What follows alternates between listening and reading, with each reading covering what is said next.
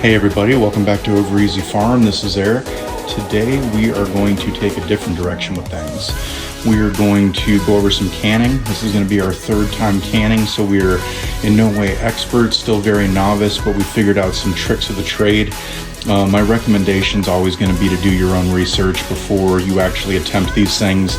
There's a National Preserve Food Organization, something along those lines, where I get a lot of my information from, just to make sure that we don't have any spoilage, or at least the least chance of spoilage. So be sure to do your research on times, processing, all that stuff beforehand, because I'm sure there's a lot of people out there that do things a lot differently than I do.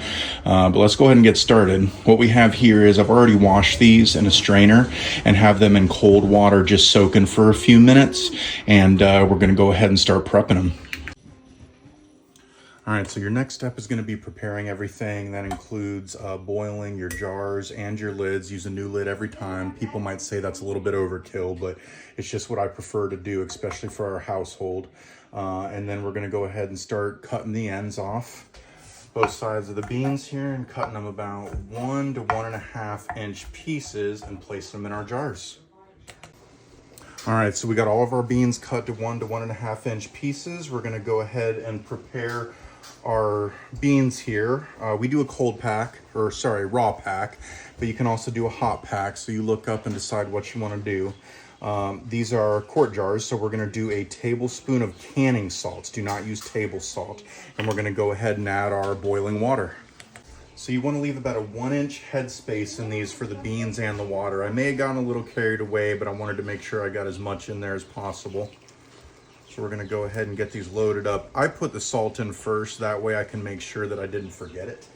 But it doesn't matter if you put the salt in after the water, either one's fine. We're gonna go ahead and go around the jar. Make sure we get all those air bubbles out. It's very essential to the canning process. Be sure to wipe off the rims of your cans, your jars, to make sure that there's no canning salt, water, anything like that, so you make sure you get a great seal on there. Screw your lids on tight and get them ready to go in the canner.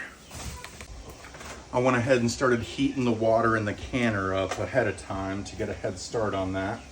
We're gonna go ahead and take our beans and drop it right on in there.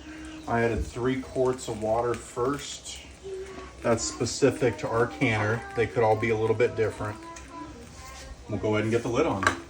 We're gonna line up our arrows there, let it drop on, and seal her shut.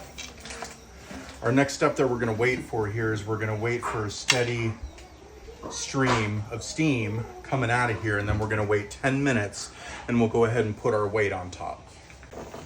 All right, we've had 10 minutes of a steady stream of steam out the vent pipe, so we're gonna go ahead and put our regulator on there.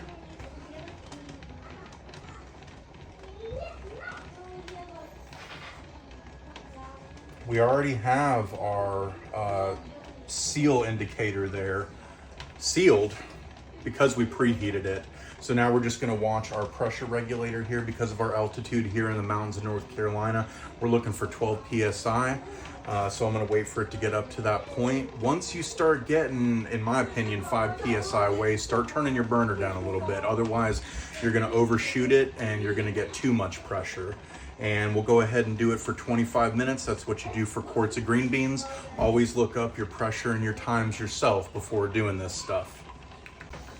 We're starting to gain some pressure here, but we're only at about 2 or 3 PSI, but it's building up quick, so we're gonna keep a close eye on it.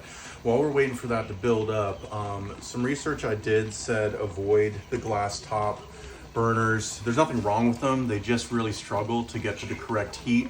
That's all we have, so we're gonna work with it. And I've not had an issue yet.